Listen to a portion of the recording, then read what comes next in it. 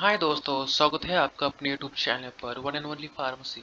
सो दोस्तों, आज के हम स्टार्ट कर रहे हैं डी फार्मेसी सेकेंड ईयर का नया सब्जेक्ट जो कि कम्युनिटी फार्मेसी एंड मैनेजमेंट। उसमें आज हम सबसे पहले टॉपिक देखेंगे chapter number first, community pharmacy practice.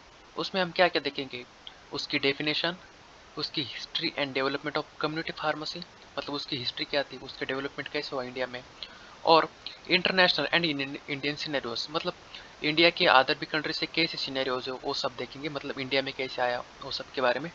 तो चलिए स्टार्ट करते हैं। सबसे पहले डेफिनेशन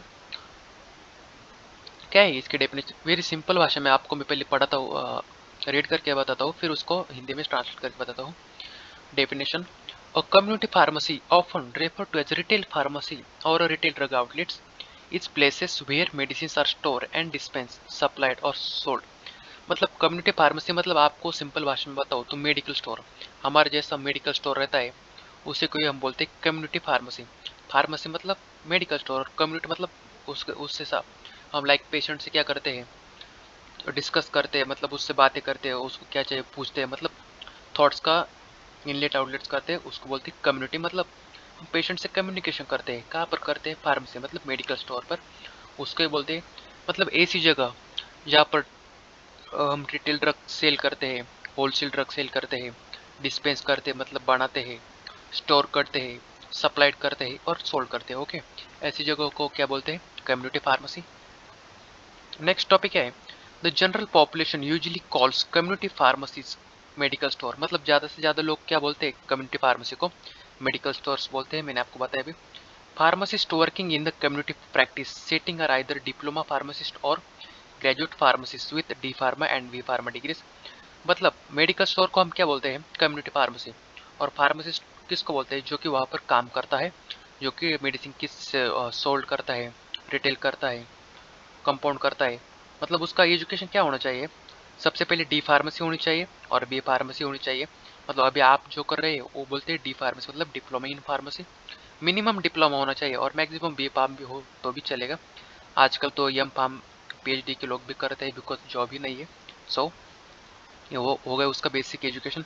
सेकंड क्या है point, community pharmacy practice means any place under the direct supervision of pharmacist where the practice of pharmacy occurs or where prescription orders are compounded and dispensed other than a hospital pharmacy or a limited service pharmacy।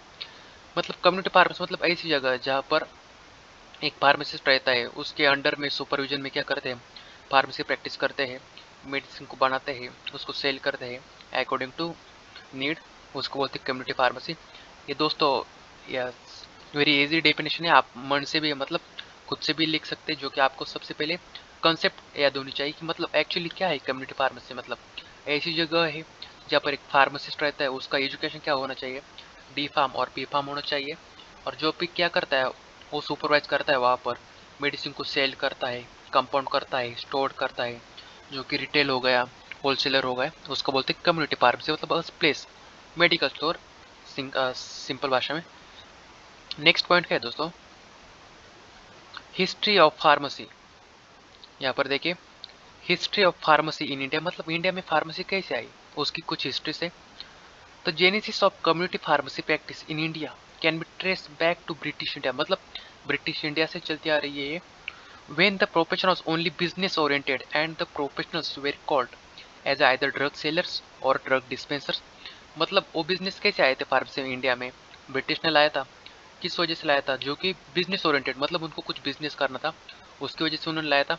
और जो professional थे वो क्या करते थे, एक तो drug sellers रहते थे और कुछ तो ड्रग डिस्पेंसर्स, मतलब उनको ही हम बिजनेसमैन बोलते हैं। बट आज के टाइम में हम उनको नौकर बोलते, लाइक वो ये भी कोई जॉब नहीं है सेल करना और डिस्पेंस करना, ये कोई भी करता है आज के टाइम पर। उस टाइम उसको क्या बोलते हैं, प्रोफेशनल और बिजनेस ओरिएंटेड। ओके, सो ये साइंटिस्ट देखिए, Scotch M Bathgate open first chemist shop in Kolkata in 1811।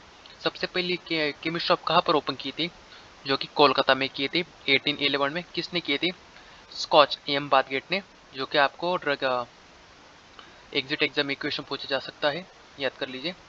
The starting point of the pharmacy practice in India, मतलब वही से स्टार्टिंग हो गई हमारी इंडिया में फार्मेसी की 1811 से।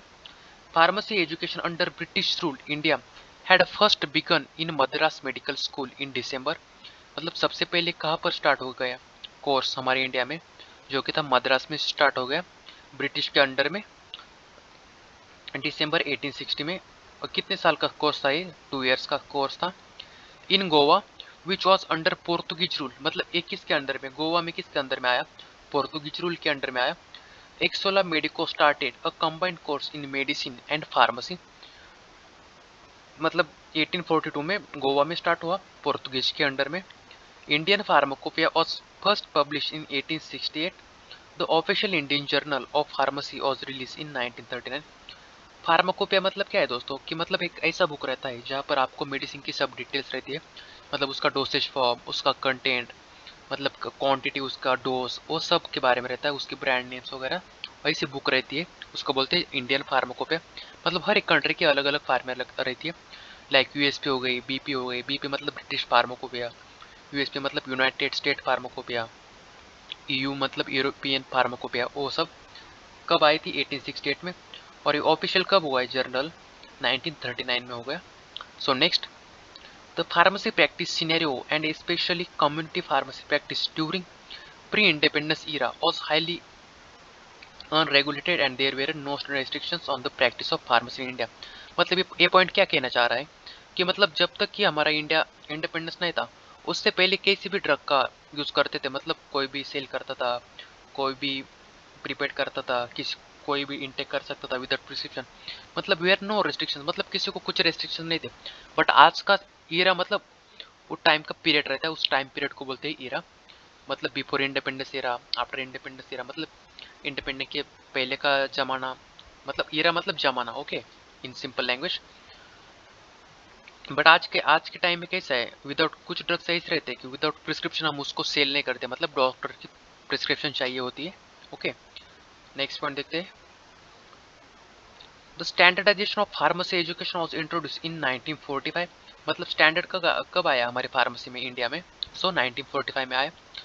The Indian pharmaceutical Congress association had it's first annual conference in 1948। मतलब सबसे पहली कॉन्फ्रेंस कब हुई थी फार्मेसी रिलेटेड, जो कि थी 1948 में। The pharmaceutical association was the first pharmaceutical society of India, started in 1923 and was renamed as the Indian Pharmaceutical Society of India after 2 years। मतलब सबसे पहली एसोसिएशन किस नाम से स्टार्ट हुई थी, जो कि थी pharmaceutical society of India. Okay, कब हुई थी? 1923 में। दोस्तों कुछ पॉइंट्स थियोरेटिकल पॉइंट्स आप लाइक ऐसा याद रखिए कि कुछ स्टोरी सुन रहे हैं इंडिया में कब आया था, प्री इंडिपेंडेंस कैसे थे, आफ्टर इंडिपेंडेंस कैसे थे, लोग कैसे यूज़ करते थे, अब कैसे यूज़ कर रहे हैं, उस सब के बारे में। नेक्स्ट पॉइंट क्या है? ये सब इंट्रोडक्टरी पॉइंट है दोस्तों, ये फर्स्ट पार्ट है ना, मतलब क्या है, मेडिकल स्टोर है, इंडिया में कैसे आया, आगे कैसा हुआ है, वो सब। इन 1932 pharmacy education was started at Banaras Hindu University and introduced a Bachelor of Pharmaceutical Chemistry and was first university to start a 3-year bachelor's program in pharmacy। मतलब सबसे पहले इंडिया में बैचलर्स मतलब डिग्री बोलते हैं हम उसको, अभी के टाइम में क्या बोलते हैं, बैचलर्स इन फार्मेसी, मतलब बी फार्मेसी बोलते हैं उसको। वो 4 इयर्स का कोर्स है। अगर आपने डिप्लोमा किया तो आपको डायरेक्ट सेकेंड ईयर में एडमिशन मिलता है, और जो कि उसके बाद 3 ईयर का कोर्स रहता है, second year, third year, fourth year. सबसे पहले कब आया था ये कोर्स? आया था 1932 में। किस कॉलेज और यूनिवर्सिटी ने स्टार्ट किया था? जो कि किया था बीएचयू ने। बीएचयू मतलब बनारस हिंदू यूनिवर्सिटी, वहाँ पर स्टार्ट हुआ था। कितने साल का कोर्स था तब? ये जो कि था 3 साल का कोर्स था। ओके, तब उसका नाम क्या था? Bachelors of pharmaceutical chemistry. But अभी क्या बोलते हैं हम उसको? बी फार्मेसी बोलते, डायरेक्ट सिर्फ फार्मास्यूटिकल बोलते हैं। और उसके बाद क्या हुआ? In 2008 pharm D doctor of pharmacy 6-year programme has been introduced by PCI. PCI मतलब फार्मेसी काउंसिल ऑफ इंडिया। ये 2 पॉइंट याद रखिए दोस्तों। 1932 में क्या आया? हमारा बी फार्मेसी आया। और 2008 मतलब अभी रिसेंटली 20 साल पहले, 20 नहीं 16 साल पहले, क्या अभी 24 चल रहा है, अभी 2008 में क्या आया था? फार्म डे आया था, मतलब डॉक्टर ऑफ फार्मेसी। ओके, कितना साल का कोर्स था? 6 साल का। ओके, नेक्स्ट पॉइंट क्या है? The minimum qualification required to practise pharmacy is a diploma in pharmacy. मैंने आपको सब पहले ही बताया था कितना मिनिमम एजुकेशन होना चाहिए आपका, डिप्लोमा इन फार्मेसी होना चाहिए। A pharmacist presence is legally required during the dispensing and selling of medicine.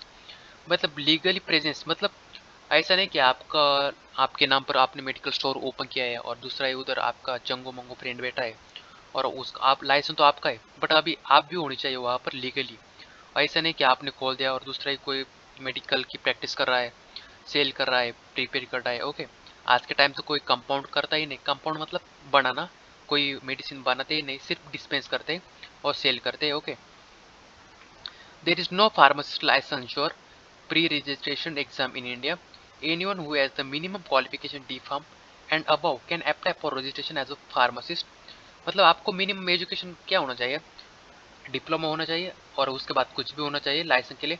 But आपको मेडिकल पर बैठना है, मतलब विदाउट लाइसेंस आपको कोई फार्मासिस्ट बोल ही नहीं सकता। और सपोज मेरे पास कुछ ना डिग्री है, ना काम है, ना धंधा है, मैं मेडिकल पर बैठा हूँ, मतलब मेडिकल स्टोर पर बैठा हूँ, बट मेरे पास लाइसेंस ही नहीं है मेरे नाम का, मेरा रजिस्ट्रेशन ही नहीं हुआ है।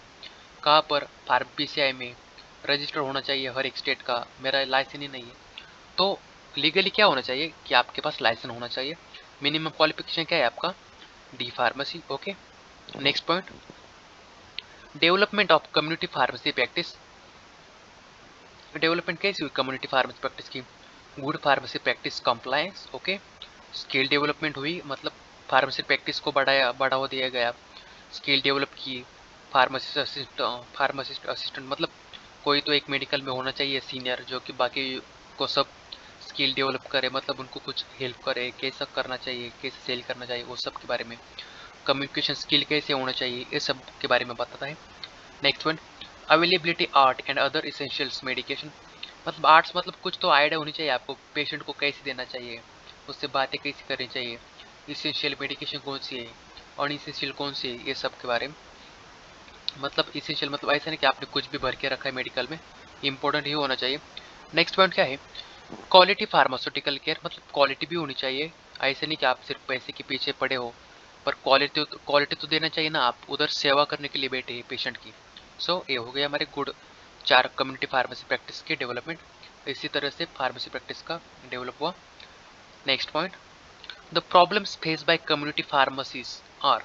मतलब कौन कौन से प्रॉब्लम्स फेस किए कम्युनिटी फार्मेसीज ने, मतलब मेडिकल स्टोर हो गए, फार्मासिस्ट हो गए, ये सब के बारे में। सबसे पहला point, inadequate incentives and profit margin varies 12 to 20%। मतलब इनएडिक्यूट मतलब कुछ का इंसेंटिव और प्रॉफिट थोड़ा कम था, बिकॉज सिर्फ 12 से 20% ही था मेडिसिन पर, जो कि है प्रॉब्लम है। Over crowding of pharmacist in urban and semi urban areas. तो overcrowding of community pharmacies in same locality is a reason for unhealthy competition and non-development of professional concepts in the practice area. Whereas in rural areas, the pharmacies are much lesser or not there. मतलब ये क्या बोल रहे हैं, ये point क्या कह रहा है हमसे, प्रॉब्लम्स क्या है? मतलब ऐसा है कि आजकल हमें सबको पता चल रहा है कि मेडिकल में पैसा है, पैसा है। सो ओवर क्राउडिंग होने लगी, मतलब मेरे बगल में किसी ने मेडिकल स्टोर डाल दिया, राइट साइड में भी मेडिकल स्टोर की किसी और ने मेडिकल स्टोर डाल दिया। मतलब ये क्या हो गया, ओवर क्राउडिंग हो गया, मतलब कंपटीशन बढ़ गई, अनहेल्दी कंपटीशन बढ़ गई, यही पॉइंट बता रहा है। और अर्बन एरिया मतलब सिटी एरिया बोलते हैं हम, कभी कभी उस पर कुछ फार्मासिस्ट रहती भी नहीं है प्रेजेंटली। ओके, ये हो गया। Next point, anyone can open a pharmacy, it is not the exclusive domain of the pharmacist. मतलब कोई भी ओपन करने लगे आजकल pharmacist. Professional fee, at present in India there is no practice of charging professional fee for dispensing prescription. मतलब सबसे पहले के टाइम पे क्या रहता था, फार्मासिस्ट को कुछ पेशेंट को फीस पेड करनी पड़ती थी, बट आज के टाइम पर पेशेंट कोई फीस पेड नहीं करते। सो ये भी हमारा प्रॉब्लम ही है। Too many Me Too brands in the market. India has many drugs and FDs in the market and more than 1 lakh brands. Lack of implementation of drug laws, pharmacist is often not present when dispensing takes place and prescription medicines are also available without a proper prescription.